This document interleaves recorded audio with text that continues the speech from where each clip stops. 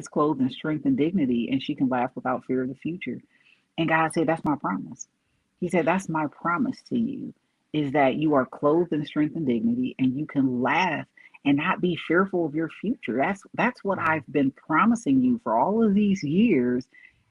And now it's time for you to really put that promise. That's the promise to my every daughter I have who's been abused, every daughter I have who wondered, are you listening, God? Are you here to help me? My yeah. promise is you are clothed in strength and dignity, and your future is great and joyful and bright. You don't have to live in abuse and trauma and all of these Mm, things. And I'm like, oh my God, mm. oh my God. Hey, welcome back to the Inspire Hope podcast, where we are planting hope for kingdom growth. If you're still alive today, that God is not done with you yet. The ultimate gift is to say yes to Jesus. There's nothing more inspiring than God being at work in people's life through their stories. We are Samuel and Rachel, and we are the host of this podcast. Hey, welcome back to the show, and thank you so much for being with us today. And I have with me today Tia. And hey, Tia, how are you doing today? I'm doing great. How are you? I am doing fabulous. It is really good to have you with us. I'm going to start with the first question for you here, Tia. Take us back to the early days, okay? What kind of environment shaped your faith, and who were the key voices that influenced your life? So I was raised in the church, non-denominational holiness.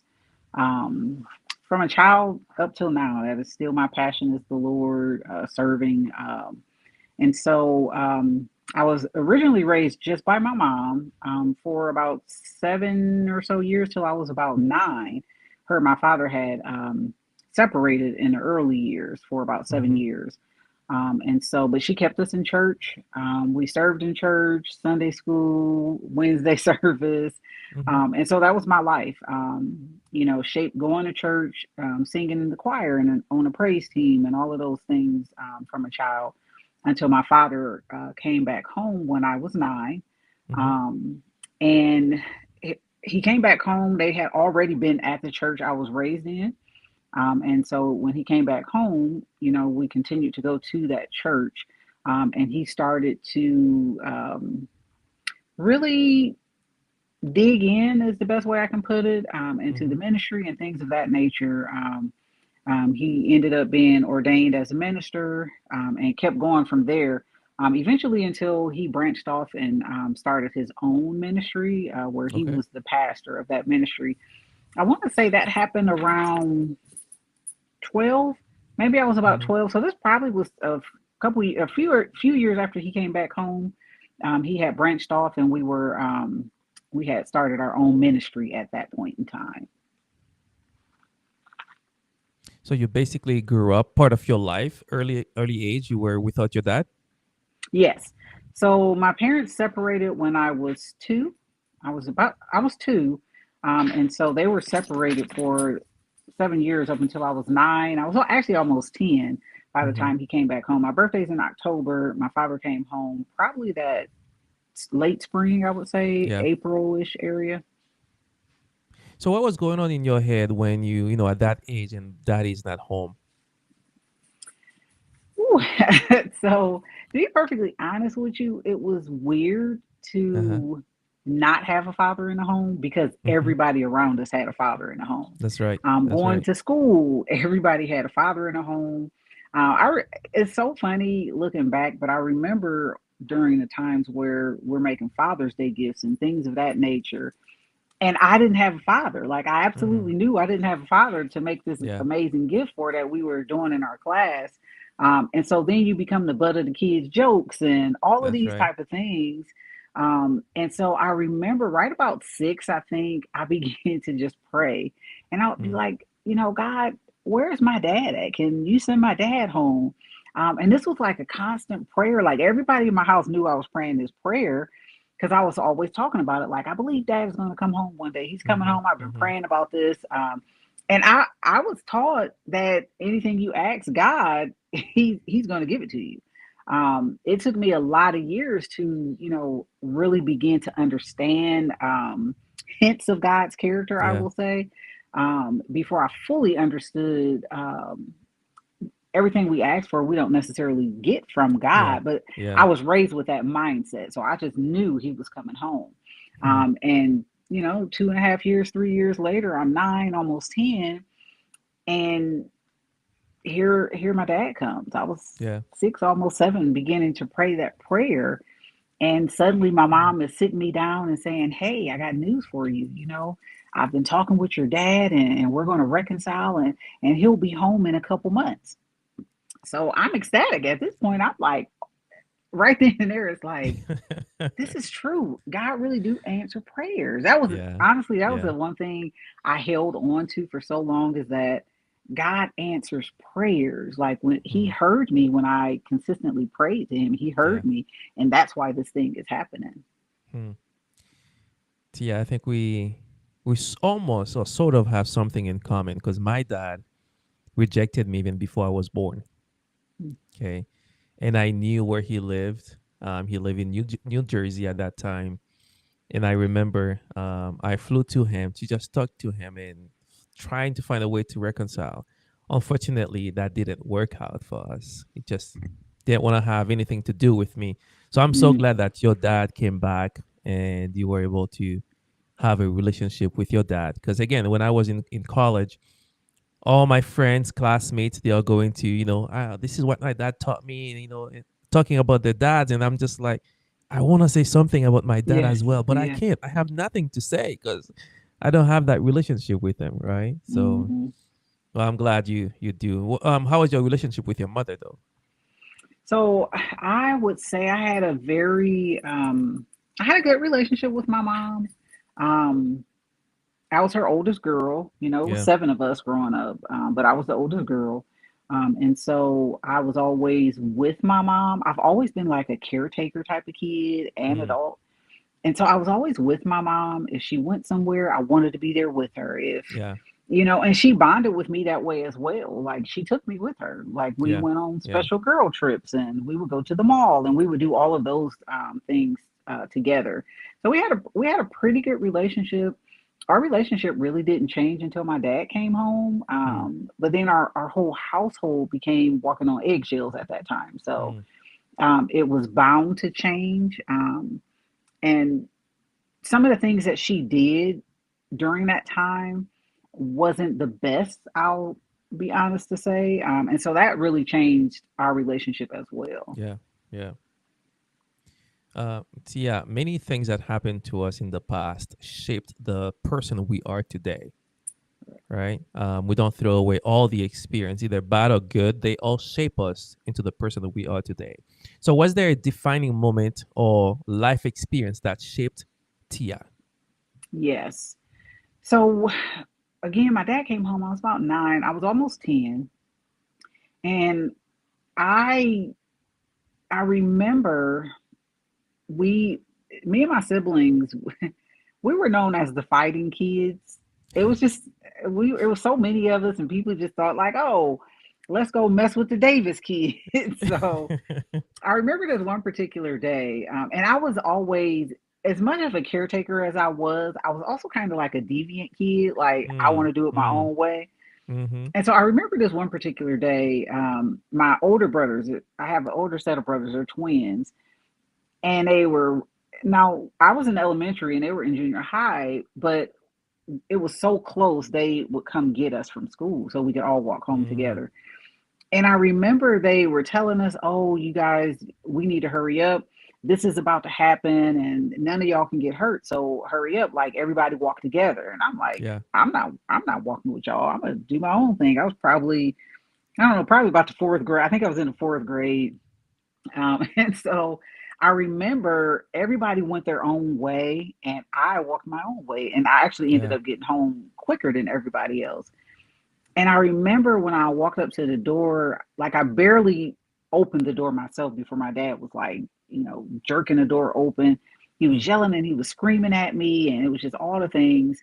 And he yelled at me and told me to go upstairs. So I go upstairs in my room. As the oldest girl, even though it was 7 kids, as the oldest girl, I always had my own room. And I remember going upstairs in my room, and no more than 10 minutes later, I began to just hear yelling and screaming, and it sounded like it was a fight downstairs. And I couldn't understand what was going on. So the first thing I do is I jump up, I run downstairs. And as I get to the bottom of the stairs, I literally see my cousin fly in front of me. And I'm looking, and I was so astounded when it happened. And I remember her hitting the wall. And it was like Hmm. she slid down the wall and she didn't move after that. And I was Hmm. like, wait, what just happened? And so I'm processing the chaos around me, but Mm-hmm. I was hyper focused on my cousin because she wasn't moving. And so I was like, is she alive? Like, what Mm-hmm. happened? Mm-hmm. And Mm-hmm. so immediately I ran to my cousin. I ran to my cousin and I gathered my cousin and I was like shaking her and trying to wake her up and really scared. I could hear all the yelling. It was total chaos. But it was like, it was so much chaos that just this one thing no one is paying attention to. So I'm like, somebody got to help her. Yeah. And I don't know why that triggered my dad so much, but it triggered him he was so enraged. And I remember I was like kind of hunched over my cousin and I'm, trying to really kind of rouse her. And I just heard rage I Mm. heard so much rage. And so it kind of caught my attention. And so I looked up and boom, like my father punched me in my face, like right through here, punched me in my face. And of course, you never really think about seeing stars when Mm-hmm. people use that description until it really actually is what happened. Yeah. That's how it was. And I was so stunned, and I sat there. And as I'm sitting there, I'm still cradling my cousin. I'm cradling her because even though I was hurt and I was in pain at this moment, I began to process his rage was because I was trying to help my cousin. And so Mm. I was trying to help her. That's what enraged him. And so instead of me trying to save myself, I hunched over her even more. I'm Mm. blood's everywhere. I'm dripping blood on her. But I'm really trying to keep her safe from this rage that Yeah. clearly there's something wrong because now you've attacked me as well. And so I remember my mom, for whatever reason, my mom didn't interfere until he hit me. And so that's when she interfered. She came over and she grabbed me and she started pulling me. Get upstairs. You got to get upstairs. Come on, let's go upstairs. Mm-hmm. And so she rushed me upstairs and she took me to the bathroom and she splashing water, and she got a rag and hold it, hold it, hold it. Mm-hmm. And I was silent. I was so silent. As I was going upstairs, my cousin was over there moaning. So at this point, I know she's okay, as okay as she can be. Yeah. She's alive. Yeah, she's alive. And so I'm still stunned. It's like I'm almost underwater. It's like it's muffled at this point. Even though I can hear, it's muffled because that's how I was in shock. Mm-hmm. Mm-hmm. I was so thrown off that my father just hit me like that. Yeah. And so my mom has me upstairs and she's trying to clean my face and she's telling me, don't ever do that again. Don't ever try to do stuff when and so she then, I don't know what she heard, but I think we both heard it at the same time. It was like the rage was coming to us. And she tried to hurry and shut the door and he like slammed through the bathroom door. And I was just standing there looking at him and he's yelling. It's like yelling with the spittle flying out his mouth. Mm. And he's just yelling and screaming at me because he was so upset that I tried to help my cousin. He was just so upset about that. And I didn't say anything. I didn't say okay. I didn't say yes, sir. I literally just stood there and I stared at him. Mm-hmm. Because in that moment it was like, this is not what I prayed for. Yeah. This is not what I prayed for. Mm. And so I was silent. At that moment, I just became this silent kid. And I remember the weeks leading up to my birthday party. I didn't talk. I didn't say anything to anybody. They kept me out of school because apparently my nose was broken. And they Oh. didn't. They didn't allow me to go to school. So I was out of school for probably almost 2 weeks after that happened. So I could heal up. And so they just called Mm. me off every day saying I was sick. And I couldn't talk about it. And I didn't talk about it. At Mm. home, I didn't talk to anybody. I was just silent at home. I stayed in my room. I tried to stay away from the family. Mm-hmm. And that actually was an aggravation to my dad. Like, who do you think you are? This is what he would tell me. Who do you think you are to separate yourself from this family? Get down here and you'll sit right here next to me. And so he Oh would wow. make me come downstairs and I would have to sit next to him. Like my punishments would be sitting with the family for 2 hours after I would get home from school before I could go upstairs. I was a loner kid. But that was my punishment because I was uncomfortable sitting Yeah. with him who abused us. So Mm-hmm. he that became my punishment. Oh, you don't like it, so I'm as your father, you're going to be down here. Um, and I remember I went back to school, and my teacher, I loved, loved, loved my fourth grade teacher. And I remember she came, and for whatever reason, I don't think she believed that I was sick. And so she went to ask some questions, and I loved my teacher, so I told her what happened. Yeah. And she absolutely got into action. She ran to the office with me. They called children's services. They did all of the things they were supposed to do. Yeah. And I was made out to be a bad kid. I was made out to be, I had to discipline her. And they really glossed over the fact of me saying he hit me in my nose. He was like, it wasn't nothing like that. And so back then, children's services, you know, their ultimate goal is to keep the family unified, not, Yeah. break it apart. And so they were okay with his story. He's a pastor in the community. He's Hmm. doing all this work. Why he probably didn't do that? Like she's probably Yeah. exaggerating. Yeah. And so my voice was silenced even more at that point. And so what he tried to do to make up for it is throw me a birthday party. And so when I turned 10, I had this big, humongous birthday party. It really wasn't my birthday party. It was a lot of his friends over. And I still wasn't talking. And he was still offended by that. And so he embarrassed me in front of all his friends. Like, Hmm. I mean, he tore me to shreds about how he had to put a child in a child's place. And she's walking around with this attitude and don't want to talk. And he just really tore me down, tore me down. Yeah. And so even then, it was like, I don't have a voice. I don't have a voice to really say what happened to me. Like he's Hmm. taken that away from me. And so I just became silent. I became silent. And then I became the lurker kid because now my senses are heightened to, yes, things changed when my dad came home. 7 kids, all the kids in the neighborhood is always at our house. We got fun Yeah. games and all of Yeah. these things. And when he came home, that began to change. And so the atmosphere of our home was completely different. However, that never happened. It was Hmm. like little stuff that happened. But once that happened, it just changed my view of what I thought God gave me and being at home with this person who was just so it was like the slightest thing would set him off and we really began to walk on eggshells. And I really began to look around the corners and I couldn't sleep anymore. And so then in the middle of the night, that's when I started hearing the fighting between my parents and my mom crying and asking him to stop and don't do these things. And I began to hear all of these things. And so I was always hyper aware of everything around me.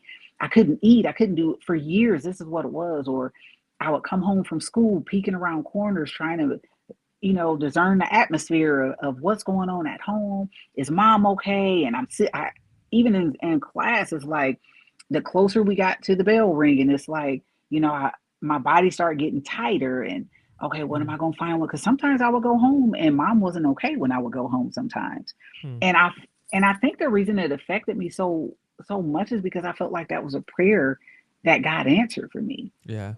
God, you did this because I kept asking you, but I had no idea that you answering this prayer was going to bring such hell to our home. Like Hmm. it was absolutely horrible. And I took the blame for everything. It was on my shoulders. It was my prayer, and God answers prayers, and it was because I prayed for so long and I was so diligent and so Hmm. staunch that God was going to do this prayer. That's why this prayer was answered, but it didn't answer quite the way I expected. It Yeah. wasn't Yeah. the rainbows and picket fences like my friends was talking about at school. This is something totally different.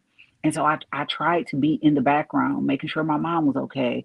I became even more of her confidant. Hmm. Even at 10, 11 years old, I'm the confidant. of my mom's tears and, her angst and her pains and all of these things. But even with that, I also became his target because of it. Yeah. Um, I'm trying to protect everybody, so now I'm the target for his rage and his anger.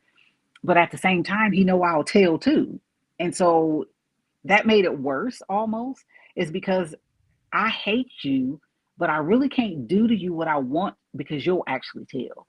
Yeah. And so the amount of verbal and emotional abuse I experienced at his hands, or the fake you did this, so now I have to discipline you. So there always had to be a reason why he Mm-hmm. would take a belt or something and just go crazy for me personally, because I would tell. So he never, after he broke my nose, he never abused me without coming up with a reason of why he could say, no, I was disciplining my child. Mm. Even when it was wrong, even when I did nothing, it always had a reason attached to it because he knew I would tell. Yeah. I would call the police when I would wake up in the middle of the night. I would call the police. I did all of those things, and that spurred his rage on because I was deathly afraid of my dad, Yeah. deathly afraid, Yeah. but I didn't show him that fear. And so for him, it was like, I can't figure all everybody else in the Mm. house is afraid of him, but he couldn't figure me out. I didn't show emotions. I learned to control my fears and all of those things. That made it worse because it's like, oh, you don't want to show me that you fear me, so I'm gonna do stuff to try to get you to fear me. Yeah. But I Yeah. got to be careful because you'll actually call the police and you'll tell on me too. So Mm. it was like this battle. Like I lived in this battle from all the way up till I graduated high school. All the way till I graduated high school, I was constantly kicked out of our house because I didn't show him fear. He hated the fact that I didn't show him fear. Wow. It bothered him. Like, you don't want to show me fear, so I'm gonna do things to you. I was Yeah. called horrible names. Even my mom, uh, she deflected. If I came and talked to her, told her how he made me feel, she would go tell on me. And Yeah. that would be his reason. Oh, you're being disrespectful. So now let me get the belt, or let me throw you across the room and put you in your room for 2 or 3 months at a time. And the only time you can come down is when I said you can have, some bread and oatmeal or whatever the case may be. That was when I was allowed out of my room. It was like this constant battle. You'll throw me in my room if you feel like I've told mom something that's disrespectful. Yeah. But then when I stay in my room, no, you can't stay in your room. You're going to come sit. And he would make me sit next to him to where our bodies was touching. You sit here and you have to sit here for 2 hours. And it was just torture. It was this like roller coaster of trying to navigate living in Yeah. this house with someone that was so petty, so very, very petty and narcissistic. He was very, very narcissistic. And so it was just a roller coaster. It was an Yeah. absolute roller coaster. So, I mean, I lived like that until I graduated and could leave and join the military, actually. So, Oh wow. Yeah. I'm sorry that you went through that, because in real in life, the person you believe supposed to protect you, supposed to love you, supposed to be there for you, is doing all of that. yeah, So here's my question for you now, Tia, because we hear God as a father, and you're seeing your father as a minister doing all of that to the family and to you. How was yeah. your relationship with God during that time? So the funny thing is during that time, my relationship with God was all I did was prayed. It Mm. was like, oh, all I can do is pray and ask God, why, God, please help, Yeah. please. And I always tell people, like, my worst nightmare taught me to pray.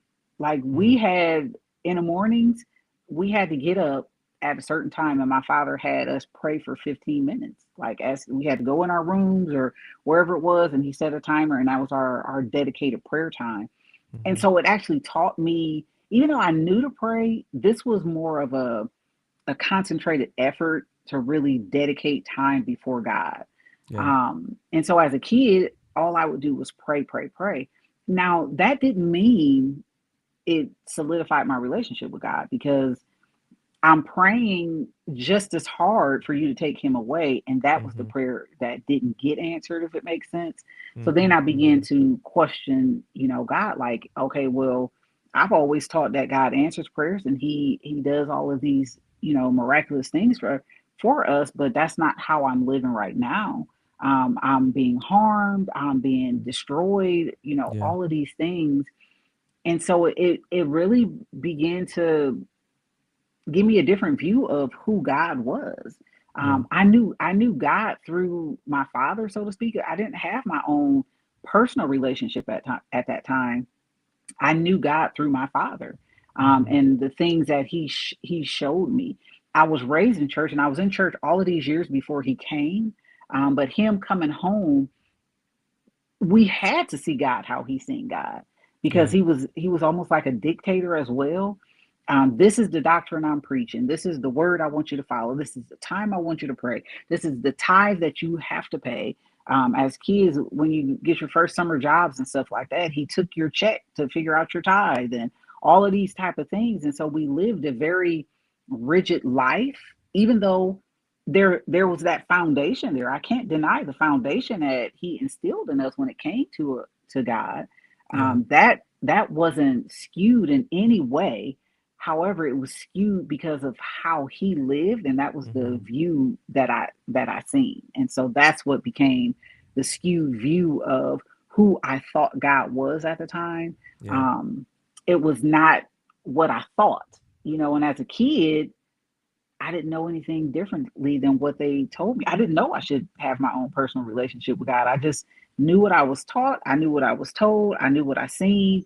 And that became my view of God. And so it was very skewed view. Um, Question for you here, Tia. Um, you are the CEO, you are the founder of Legacy 31. Walk us through what is Legacy 31. For those hearing about it for the first time, what is the mission of Legacy 31, and why does it matter so deeply to you? So Legacy 31 came because people, I hear so often that people will say, raise up a child in the way he should go and he'll never depart. And that is so very, very true. But people equate it to, if you put your kids in church and you raise them in holiness, and yeah, they might stray a little bit, but they'll be back. They'll be back. Mm, That's how people view that scripture. But the thing is, it's very true of however a child is raised. If a child is raised in chaos, chaos follows. yeah. It's just the way it is.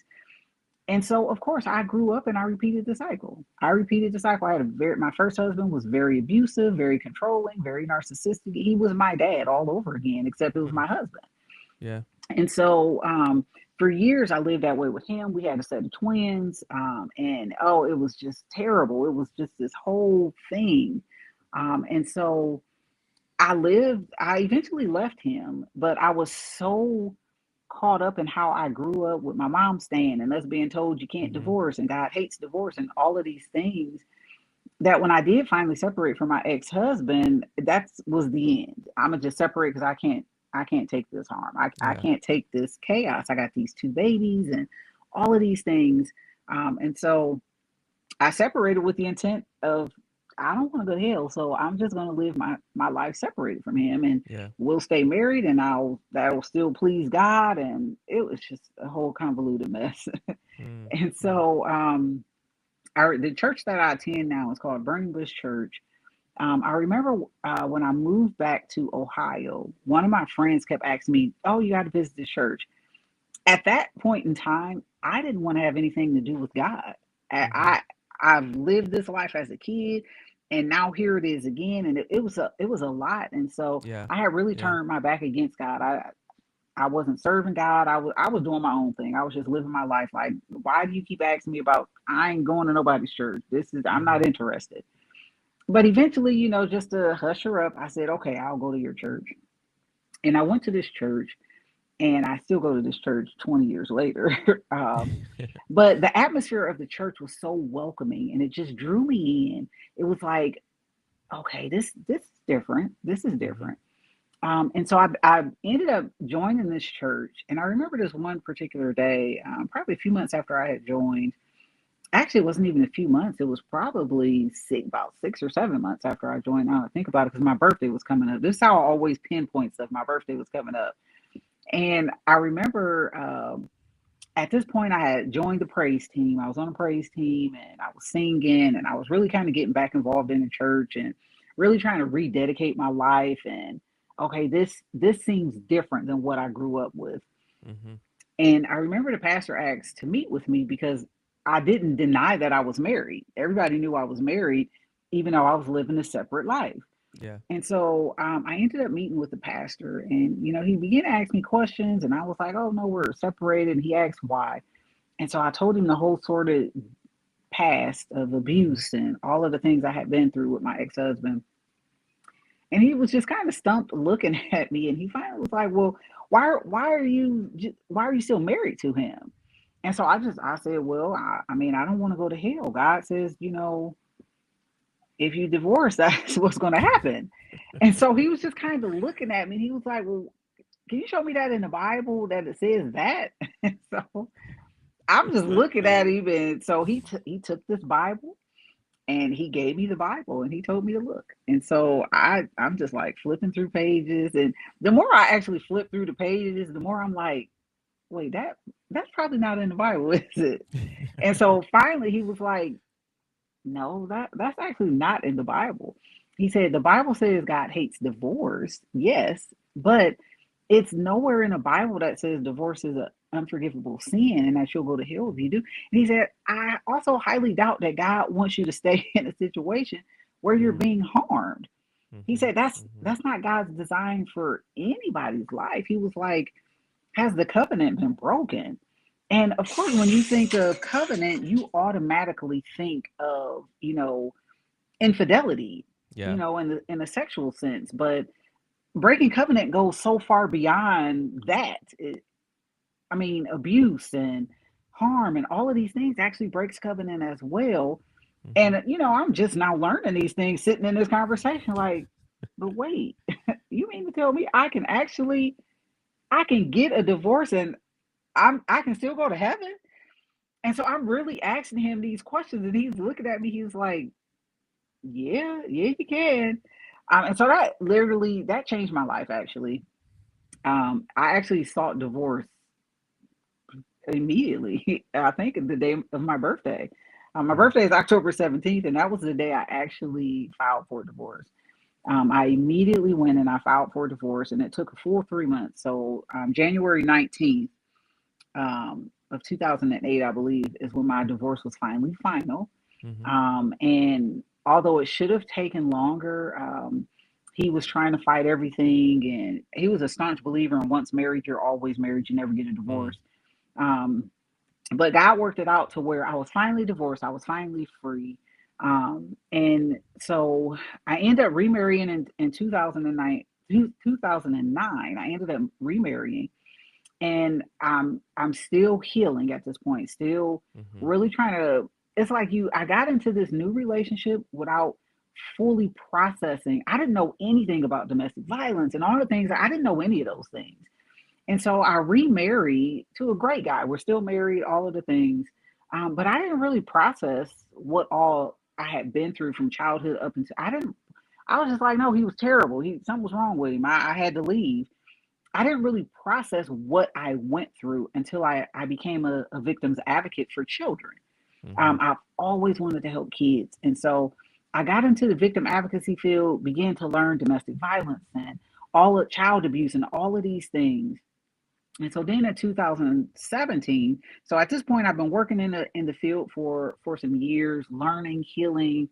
And so in 2017, well, 2000 and let's see, 2014. In 2014, I heard God tell me to write a book of my childhood. Mm. And I said, no, we're not going to do that. No, Not gonna no, go there. I don't want to do it. We're not doing that.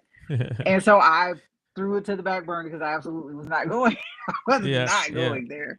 And so, but then in early 2017, God really began to impress upon me that I needed to write this book. And I remember I was up from it. My dad taught me to get up early and pray. And so Mm. I'm still an early riser. That's my time with God. I still get up and I still pray.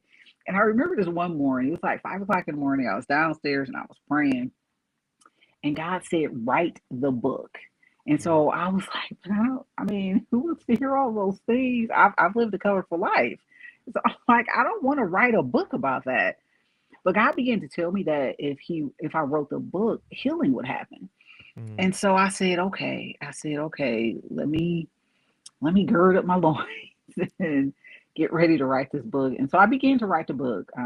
And I remember my husband, because I kept finding reasons to put it down all. And I remember this was the beginning of 2017. And so I set a date for my book to be out on my birthday, which was October 17th. But I kept finding reasons to put it down. And Mm. so my husband set me down and he said, listen, you need to finish your book. He said, so this is what we're going to do. So we put a plan in place. I had 2 days a week that was dedicated. I wasn't mom, I wasn't wife, I didn't cook, I didn't do all of these things. He said, go sit down and write your book. Yeah. And so I took those 2 days, and I began to write. And a lot of the thing was, a lot of the writing I already had. When I'm anxious or dealing with a lot, I write. And Mm. so I had poetry and diaries and all of this stuff that God already told me that was my book. It was still a matter of, now I have to dive into these emotions, Yeah. and you really do feel like you're right back there. You feel Mm-hmm. like you're sitting Mm-hmm. in the trauma while you're writing, and it didn't feel good. It was like, I, let me just put it down again. Let me put it down again. Yeah. Yeah. But I finally got busy. Finally, I released Reflections of a PK, a preacher's kid, October, I believe it was 2017. Released the book. And so that put a light on my story, because everybody was like, oh my God, Apostle Davis did this stuff. And so, of course, Hmm. it was controversial. The Yeah. family was like, I can't believe you talking about this stuff. And, it was a lot going on. I didn't care. I was always if I'm going to tell, I'm going to tell. Yeah. And so I still put the book out there with all the naysayers, with all of his. By this time, my father had passed away. He had passed away in 2011, I believe. And so all his friends coming out the woodwork, they heard I didn't put this book out, and oh, you're talking against the church and talking about Apostle Davis and all of these type of things. And I'm like, it's my truth. Like, I don't understand why you're Yeah. concerned about it. Yeah. So Yeah. I put it out anyway. And so that gave me the ability to start talking, Mm. and opening up even more. Like, I'm a magnet for stories. People come and they just like, oh, Tia. Yeah. Yeah. And Yeah. so, but with that came, okay, now it's my turn. I start feeling like, well, it's my turn. This is what I've helped so many kids. I've Mm. been staunch in court, and I'm helping all of these women, but I never thought about it in the standpoint of, this is what I've been through. Yeah. Until he had me write that book. And I know God is so strategic, because I know he had me write it so I would start talking. Exactly. And Yeah. so I did for 2 years. For 2 years, I began to share my story and really encourage people. And by 2019, another early morning, I'm sitting down, and I was like, okay, God, well, what is this? Like, what is Mm. this thing? And I just kept hearing Legacy 31. Mm-hmm. It was just in my spirit. Even before that day, I just kept, I would just be doing random stuff, and I would hear Legacy 31. And I'm like, what is that? Like, what? And Yeah. I knew it was God. Like, there's a difference when God is talking to you, or you're wondering, is that God? No. This was one of those, I know God was speaking to me and Mm. saying this, and I didn't know what it was, but I kind of equated it to, okay, it's got to have something to do with Proverbs 31, because that just made sense. Yeah. And so I remember this. It was in January in 2019, and I was sitting on my couch, and I'm just praying, and I'm like, okay, God, you have got my attention, because you just keep saying Legacy 31. Mm-hmm. Okay, now I'm Mm-hmm. listening. I'm like, what is Legacy 31 at this point? And so God told me to go read Proverbs 31. And so I'm like, okay. So literally, no lie, for 2 hours, I sat and I read Proverbs 31, because I couldn't understand. I'm like, okay, what is it? I've read it through the old for like 1,000 times now, God, like. And What are so you as telling soon as me? I, yes, what are you telling me? And it's so funny because as soon as I said that, God said, read Proverbs 31:25. So Mm, immediately I read Proverbs 31:25. And it was so much confirmation that I was like, oh, that's it. It's mm, Proverbs 31:25. She is clothed in strength and dignity, and she can laugh without fear of the future. And God said, that's my promise. He said, that's my promise to you is that you are clothed in strength and dignity and you can laugh and not be fearful of your future. That's what mm. I've been promising you for all of these years.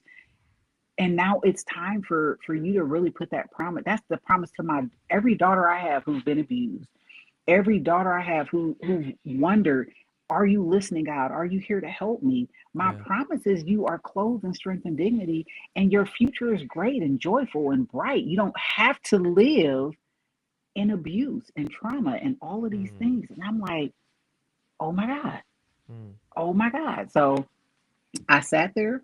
He gave me the logo. I drew my own logo. It was a dove. Um, flying over the Legacy 31. And I said, well, God, why is there a bird? yeah. Yeah. So he had me research doves. And God said doves is the beginning and the end of a thing. He said, Mm, because when they sent that dove out, when, oh, did it land? Did it do all? And I'm thinking like, that kind of actually makes sense. So mm-hmm, it's the mm-hmm. beginning of new things. And so that's where Legacy 31 came, is because this is my promise and this is the beginning of a new thing. The Yeah. old thing has passed away, it has ended. I have ended the trauma, I have ended all of the horror that you've lived with. And I'm also giving you a new beginning Yeah. with my promise attached to it. And I said, God, why couldn't you have just said that? Like that. I mean, that could have been like a 5 minute conversation. It's been taking a year and then 2 more hours sitting here reading. Um, and so that's actually where it began. I sat there, I put Legacy 31 together all in that one morning. I sat and had this intense conversation with God. I put it together and it was settled in me. And it was like, soon as I did that, then now everybody is interested in what does it look like when domestic violence or family trauma happens in the Mm, church, because we're not mm, talking about it. And I said, well, yeah. I'm going to talk about it because I Mm, lived this life. I lived a life as a kid and I lived it as an adult with a ex-husband who worked in the church, who thought my dad was everything. My dad was his pastor. He lived with us. He seen how my dad treated me, and that's what it taught him to do the yeah. same. He picked it Mm, up, and that was the life. No one looked at it and thought differently until I was like, this can't be life. This is not okay, and so through Legacy 31 I began to have those conversations. What does yeah. this look like from the church standpoint? Like, are we having these conversations? What does it look like? So here we are, 2019, me having these conversations and really talking to church, sharing my story. And I'm still a victim's advocate at this point. And over the years, Legacy 31 has evolved because when I did seek services, they looked at me like I was crazy because I needed somebody to tell me that God was still going to be pleased with me if I left this bad Mm, situation. I needed somebody to confirm for me that I could still love God and do something that everybody has always told me he yeah. hates. And victim advocacy agencies didn't, it, it's just a whole thing. Yeah. And Yeah. so Legacy 31 became twofold. It became, okay, now I'm going to reach out to the community. What happens if somebody in the church come and tell this domestic violence center? How Mm, are you going to respond to them? The mm-hmm. same with the church. If somebody in your pews come and they disclose violence to you, how are you going to help them? Yeah. What are you going Yeah. to say? Because I was told to continue praying. I was told that I needed to be a better wife. I was Mm, told to come have this counseling session, and then when I went home, it was worse. So it was like, how do we bridge the gap between victim advocacy agencies and the faith based community? yeah. Because Yeah. they are in two totally separate worlds. And I believe God is an awesome God. I absolutely do. But I also believe that God gave us good sense to put good protocol in place for people who Yeah. are hurting. And that means as a faith-based community, you have to become trauma informed. You have Mm-hmm. to understand that these things actually happen. And yes, even though I can sit and say we can pray and do all these things, should I get you to safety first? Mm. Should I offer safe access while I'm praying with you, while we're walking together in prayer and believing God is going to get you to safety? And that's the part Mm-hmm. that a lot of the churches, they don't get that part. They feel like, oh, go home and pray about this and tomorrow it's going to be better. It's not. Tomorrow it wasn't better. Tomorrow Yeah. it got worse and worse and worse. And then y'all said come in for counseling and it still got worse. So I just began at that point to make it a point of knocking down the doors, having those hard conversations. I'm a firm believer in having hard conversations, Mm-hmm. especially in the faith-based community, because of how I was raised, how I was taught, that we're not talking about certain things. It stays in the family, and God is going to make a way. Yes, God absolutely will make a way. But I think people see God sometimes as a magician. Like, Mm. oh, I say, or, I see you this way and you just hurry up and do without us doing our part. Yeah. We absolutely have to still do our part.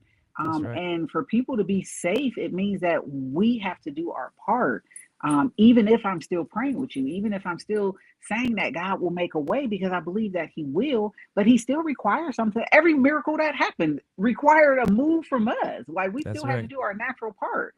And so for me, I couldn't understand why, when it came to trauma and all of these things, why pastors and teachers and preachers and all of these people who proposed that they were right next to God, it didn't occur to them that even if I'm praying with you, the Bible always showed us there's always something natural that happens right Yeah. along with God moving. Why we totally disregard that when it comes to trauma and chaos and all of these things, there's still a part that we can Mm. do that makes it safe for people to disclose these conversations and for us to respond well without putting somebody in harm's way.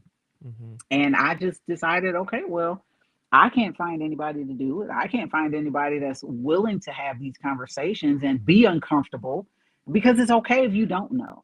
It's okay if you don't know that there's a hotline number and all. It's okay. But now that you're aware that somebody in your pew may be experiencing this, Yeah. do something about it. Even if it simply means I have identifiable staff. If you ever go through this, go talk to them. At least they can do is give you a hotline number. Yeah. That's enough right there. At least give them a hotline number. At least point them in the right direction to a shelter, or how can I lead this? It might not be your expertise as the preacher or the teacher, but at least you've identified that this is a thing, and I have staff in this church who is going to help you along. That is your due diligence. Mm-hmm. That is being a trauma informed ministry right there. That is absolutely being a trauma informed ministry. So please do that, so people won't be me, who sit in the pews and serve on the board and sing in a choir and on a praise team, but I go home and I live on a battlefield. I live on a Ah. battlefield, and you're telling me to pray. That's the only thing that you've given me, is the ability to continue praying when God has given us the ability to think logically and help Yeah. people get to safety. So there's So Legacy Tia, 31. thank you so much for explaining that to us. Um, there are so many women, I believe, in church settings who might be going through what you went through, and maybe even worse, and they feel stuck or Mhm. believe the lie that you have to stay with that person who is like mistreating you, verbally, physically abusing you.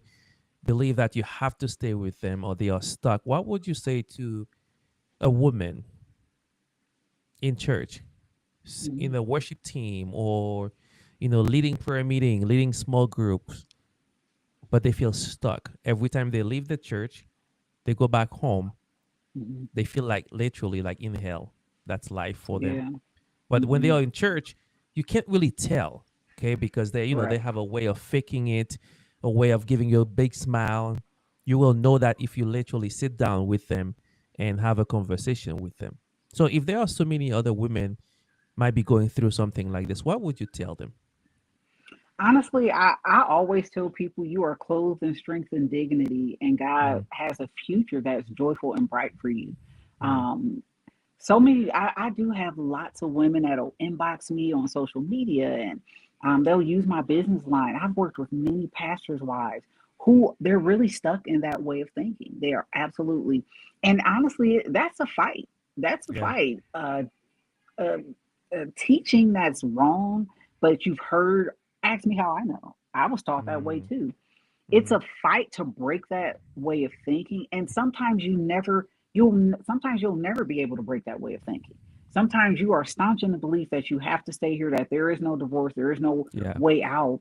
And sometimes the most that you can do is point people to safe places, Yeah. like counseling, or I'm a firm believer in quick advocacy tools, like this is what you should do, next steps here, or a little small card is a number posted there. Sometimes it's just those small little things, and then just a really, when I have these conversations to women, I have to use me as an example. I Mm-hmm. always use me as, because I was you. I Yeah. was you. I was the praise team leader, literally Mm-hmm. singing on Sunday mornings and then Mm, walking home and dealing with the worst of the worst. I was yeah. that person. I did sit in the Sunday pews and sit there like, I mean, I can breathe kind of here, but I Yeah. can't talk to the pastor no more because he told me I need to keep praying about it. So I'm back at the altar praying about it. I was that Yeah. person. And so you sometimes using my story actually wakes people up like, oh wait, oh you actually been through this. Yes, Mm, I've lived that double life, because that's what yeah. it is. It's a double life. I've It lived is. that life. Yeah. And honestly, it sometimes people can't say, you have to come to terms within yourself that this is not God's best for you. Mm-hmm. We are literally, when we say we're our own worst enemy, sometimes we are. Mm, Especially, it took me to actually get my own personal relationship with God, for God to really start uprooting some of that wrong doctrine and teaching that I believed was gospel. yeah. It took my own relationship with him for him to dig deep and be like, daughter, I've called you for something different. Daughter, Yeah. I love you. And as a father, me loving you as my daughter, I would never want someone to harm you. I would Mm, never want someone to talk to you this way or treat you this way. I desire better for you. I desire for mm, your future to be great and bright. I desire for you to be clothed in strength and dignity and walk proudly. I desire for you to be my daughter and feel my love. It mm, wasn't until I actually began to see it from that standpoint that I actually thought it was true, that I deserved something better. I was married again by this point, but the everything that I had clothed myself in wasn't great, and it wasn't praiseworthy. It was all of yeah. the trauma that I had experienced. God literally had to start breaking those things off of me, but it was because I began to believe that I deserve something different from God. Mm-hmm. Like, Mm-hmm. it's attached to my view of God. And when that view of God began to change because I began to cultivate that relationship with him, that's when it was like, oh, this is not life here. Yeah. And so that's what I could say to someone. Begin to cultivate that relationship with God, because God will tell you himself. Mm-hmm. He will Mm-hmm. tell you that, no, this is not what I want for you. And no, that covenant has already been broken when he put his hands on you the first time. God Yeah. will literally begin to tell you those things, but we have to be in a place to where we're ready to receive it. And that comes with cultivating that relationship, our own personal relationship with God. My pastor handing me that Bible taught me a very serious lesson. Know the word for yourself. Mm, I have to know that word for myself. I have to dig deep into those scriptures and allow those scriptures to begin to minister to me, because without that relationship with God, I will stay stuck in trauma. I yeah. will stay with someone who abuses me and harms me. So the work comes from us putting in that time and that effort to begin to know God, to know his character. That's Mm-hmm. just not God's character for us to be abused. It's just not. Mm-hmm. People make choices. God has given us the ability to make choices. A lot of people blame God when trauma happens. I'm How is it God's fault? He Yeah. he gave you free will. And if that person's, and has helped a lot of people, because I tell them, I'm like, well, God gave me free will, and I want to exercise my free will at any chance I get. And if God gave me free will, he should never come in and take it away from me. It's Mm, the same with someone who chooses to abuse or harm or do all the horrible things that they choose, keyword there, they choose to do. yeah. God can't go in and stop their free will. because now you're Mm, mad at God because you feel like God should have taken their free will away so you would stay safe. mm. You can't reverse it depending on what situation that you're Yeah. in. Yeah. And so I had to view it that way. I had to view it that like, oh, they chose to do that with the free will that God gave them. They chose to harm me. And that's how I was impacted by the violence that I've experienced and the trauma that I've experienced. And then God told me this one day, he said, but guess what? I still love them. I Mm. still love them just like I still love you when you exercise your free will too. Yeah. And I said, well, Wow. God, you just messed me up with that one. Let me process a little bit. I Yeah. had to process. But I even with my ex-husband, I had to see him how God seen him. Like he's still Yeah. God's son. God Yeah. still Yeah. loves him and desires for that connection between him and for him to have that connection with him. And I said, well, that's true. That's Yeah. true. Yeah. Well, that's the truth, Tia. Like some of us are like deep inside terrible people. We're not treating people well. And when God looks at you, that God still love you, Yeah. He right? still loves you. But he's not happy with the style of life you're living. That doesn't mean Exactly. he doesn't want to be in a relationship with you anymore, right? Correct. And which is very sad is when we have Christian people who call themselves follower of Jesus doing the nasty stuff, right? Yes. Because they know Hmm. the word, they know what they should and should not do, and they still doing it. They And still do the heart become callous to it. God's Hmm. word. The worst thing that can happen for a minister or somebody who stand up front and speak God's word is that they are speaking, they have the talent, but they don't have the anointing, right? Exactly. Because they are not in Exactly. relationship with God. They can read God's Hmm. word, they can preach it, but they are not in a relationship with God. And Yeah. this is a dangerous area to be. Tia, what books or book are you reading right now, and what do you feel like God is teaching you in this season of life you are in right now? So I have been. I don't know if you mean book of the Bible or actual book, but if I could talk about a book of the Bible, it would actually be Jeremiah right now. Mm, So in January, I actually left my job, very lucrative job in the victim advocacy field, because God told me it's time to go forward with Legacy 31. okay. And so I left. I sat and talked with my husband, and we looked at all of our bills, and I still said, you know what, I still got to be obedient to God. And so I parted ways. And I've been gone since January, and we've been fine. We've Mm, absolutely been fine since January. And so in this season, God is teaching me to trust Him. mm, He's absolutely teaching me to trust Him, and that when He calls you to do something, stop looking at tomorrow basically and yeah, looking at all of these other things and take what he's put in your mouth and go out there and speak it, like be bold, be audacious, and go out there and speak what he's told you to speak, because this is the season where God is uprooting so many things, mm, and healing has been that thing that God has been talking to me for probably over a year now. The deep healing, we play church a lot, because that's my role. I'm the mm-hmm, pastor, mm-hmm. so every Sunday I got to come to church and I got Yeah. to preach a fiery word and I got to do all of these things. But then I go home and I'm dealing with some deep rooted things, Mm, and so God said, this is a season of healing, and this is a season of trusting me to uproot all of these things. This is a season of restoration.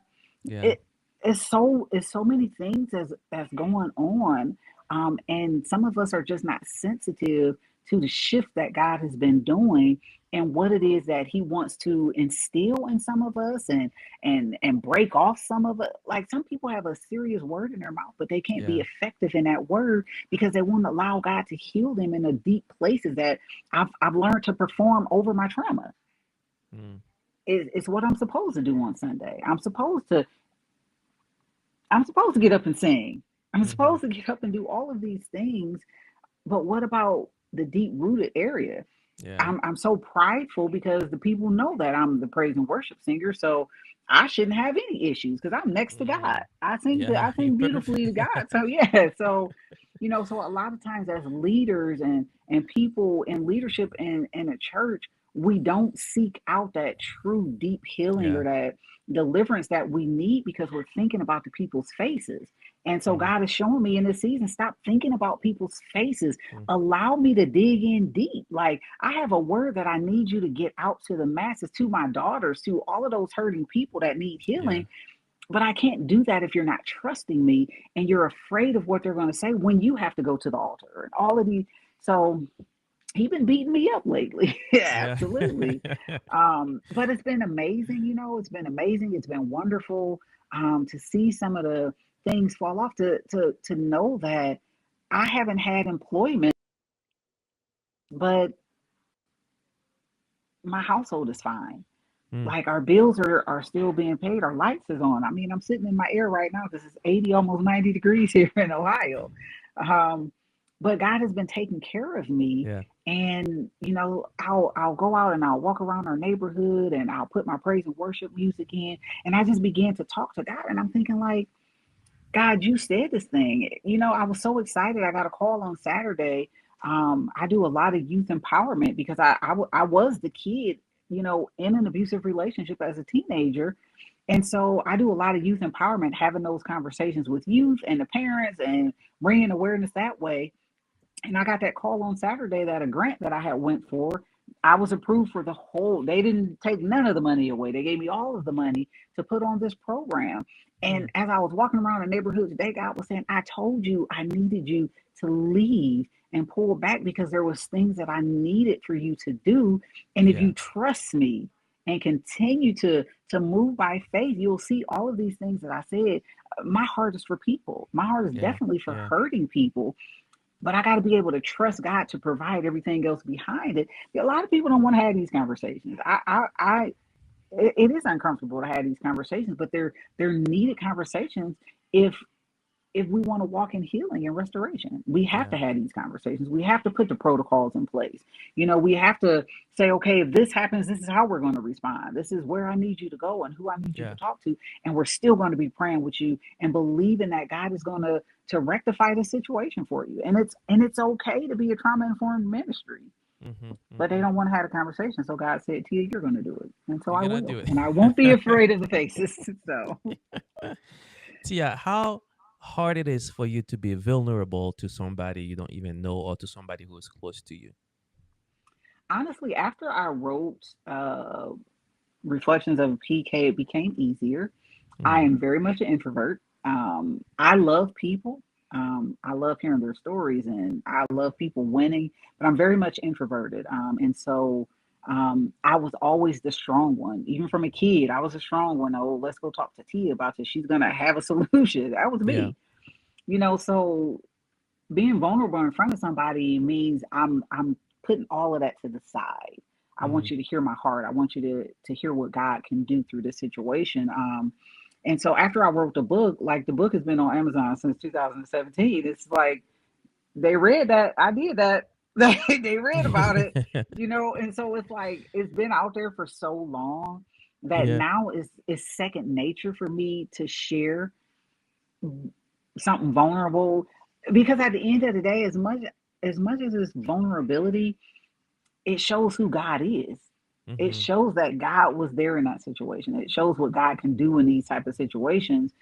And if I can share my story and somebody attaches to it, because then that shows them that God can do, that's the point of a testimony. So I can Mm. tell the next person what God has done and what he can do. Amen. I'm all for it. And so I just be like, oops, yep, I did that. But it doesn't bring me shame and embarrassment anymore. It's like, Yeah. I would rather you hear the story so you will know that God can do it for you too. Yeah. So Yeah.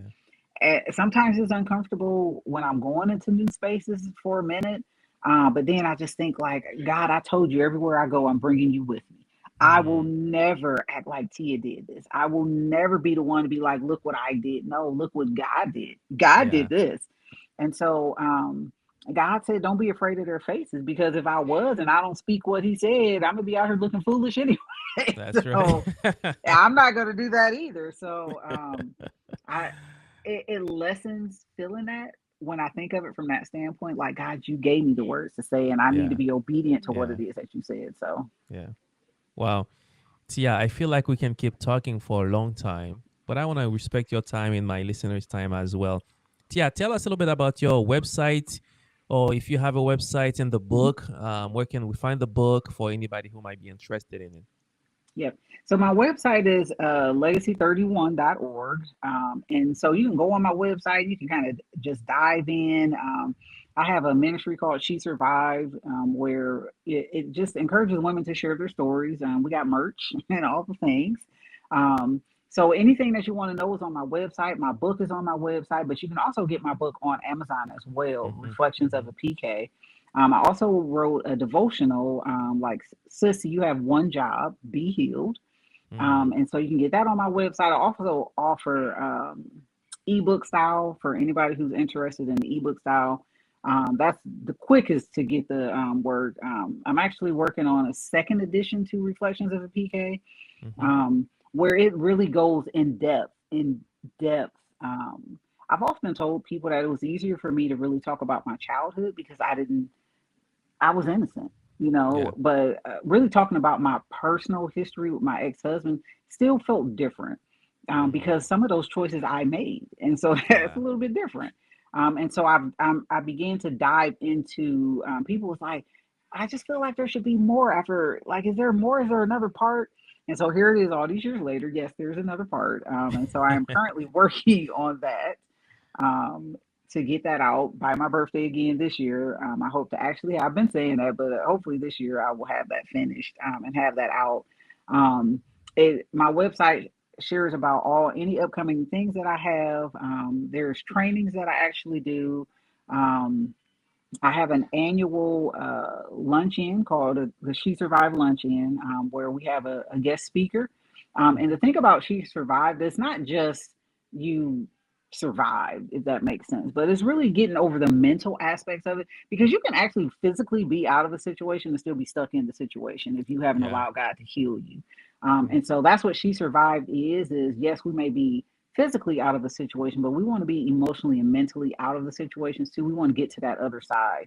And so I always invite a speaker who really embodies what She Survived really is. Like, how did God get you to that point? Yeah. I hate reading stories. I some faith-based books are just absolutely boring to me because it don't tell me how you did it. Like, you throw a lot of scriptures at me and all of these things, but how did God get you there? How did Yeah. God get you to the Yeah. point? That's what about the in between? Okay, we got the beginning and then y'all just give me the end. What about the middle? How did you get there? When did God knock you back down and had to bring you back? Like, those are the things that I want to know. Yeah. And so that's the point of She Survived, is how is your sister going to get there? Give her something tangible to hold on to, Mm-hmm. because that's Mm-hmm. what held you until you got to that other side. Yeah. So we always had that Yeah. in October. Everything is always about my birthday because October is It seems October. like it. Yeah, yeah. October is Domestic Violence Awareness Month. Purple is Okay. my favorite color. You see, you got the Yeah, purple yeah, hair. yeah. I can see a little purple. And Yeah. so it's also the awareness color.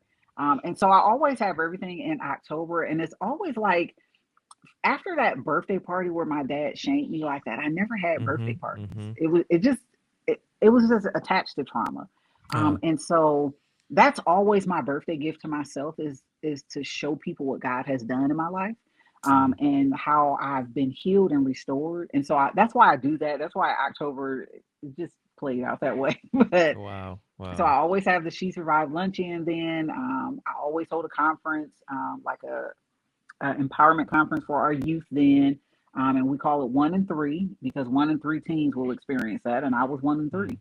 Mm. And so it's always my birthday gift to myself to say, "Look, man, look how far God has brought me, and He can Yeah. bring you too." Yeah. And so it'll always be on my website. So, Wow. Thank you so much, Tia. And that's one of the reasons why we have this channel. Okay. mhm, If God can do it for me, if God can do it in me and through me, He can do it for you, in absolutely. you, right? Hmm. And God has done it for you and He will continue. And as you said, like, you need to take the first step. When God calls you to go do something, it's not like you just sit and do nothing. No, you need to take the first step. Like Hmm. in Joshua chapter 1, when God called Joshua and He knows all the opposition that Joshua going to experience, but He said, Joshua, be strong and courageous and keep my Yes. word, right? Hmm. He said, Joshua, wherever you're going to go, I have given them to you already. But he said, you have to go. You don't just stay still and say, okay, Right. God said, I'm going to get the land. I'm going to get the land. I'm going to. No, no. You have to go in front of Jericho. You have to walk Yes. around the wall the first day once and until the seventh day, seventh time, while the enemy is laughing at you, mocking you, and all of that. And you have to take Hmm. God at his word and said, okay, Tia, you need to leave your job Yeah. and depend on me to take over. And you will see what I'm gonna do. And I'm Yeah. so glad, Tia, Hmm. that you take God at his word. And there will be challenges, right? But the one who calls you, he will enable. The one who calls Yeah. you, he promised to work with you. The one who calls you, Yeah. he promised that, okay, I just take one step after another. Just Yep. take one step. Hmm. Don't go ahead. Just take with me, one step at a time. One step at a time. One step at a time. Tia, thank you so much for being with us today. And thank you for your story and thank you for your book. And if you're watching or listening and you're interested, what I'm gonna do, I'm gonna have Tia sent me the link to her book and to her website. You can get everything on our on the video description. Thank you so much for being with us today. If Tia's story have encouraged you and added value to you, I pray that you would email us and let us know that you would like to be part of this podcast. You would like to tell your story because we believe God is not done with you yet. If you're still above ground, God is not done with you yet. He gave you a story, and your story, when you share it with others, they will hear. If God can do this through Sammy's life, if God can do this through Tia's life, if God can do this through, God can do it with me as well. I will not give up. So, Tia, thank you so much for sharing your life with us today. We are so glad that I'm so glad to be able to just listen to your story, and I do believe there is more. There is more because I heard a little hint of military at the beginning. Yes. Yeah, Yeah. so I feel like there is a we'll come to part two. We'll tell Yeah. you more about that part. So thank you so much, Tia, for being with us, and we appreciate it. Thank you for Until having next me. time.